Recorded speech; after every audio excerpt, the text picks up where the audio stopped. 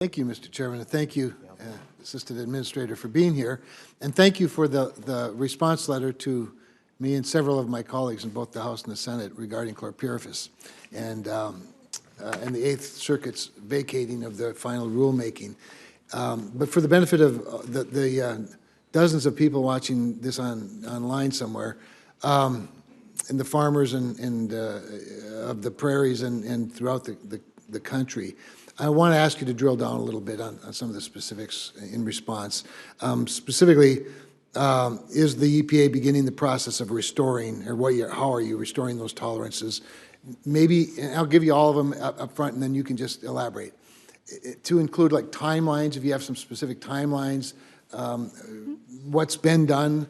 I would also just add, on behalf of several constituents, that they feel like the EPA has been fairly, well, not very specific. It's been some of the statements since the vacating of the rulemaking have not provided very much clarity. So what I want to give you the opportunity to do over the next 4 minutes is provide that clarity for them, drill down a little bit on the specifics, the timelines, the tolerances that will be restored and whatnot, if you could, please. Happy to do that, Senator. I actually met with a bunch of the grower groups yesterday on this question, and they told us about some of the confusion that some of the state regulators have, and we're following up on that because we did try to reach out to everyone in advance of our December statement, but we clearly need to do a better job and need to talk to more people. So first of all, what the Eighth Circuit did was it vacated EPA's rule that took away the permission to use chlorpyrifos on food crops. So that decision has already happened, and all of those permissions to use chlorpyrifos in food are back in effect.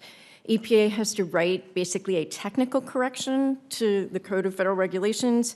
I think that's happening next week, but it's already in effect.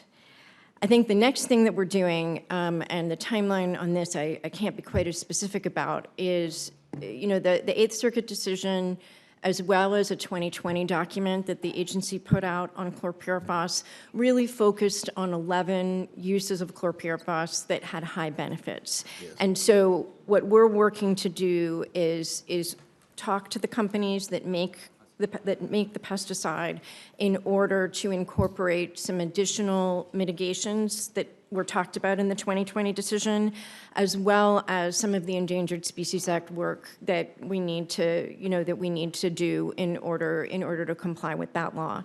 I know those conversations are well underway, but since it's a conversation with external parties, that can't be more specific about when we'll be finished. Well, and the whole thing's about 2 months old, so it's just you touched on the confusion that seemed to sort of permeate the early statements.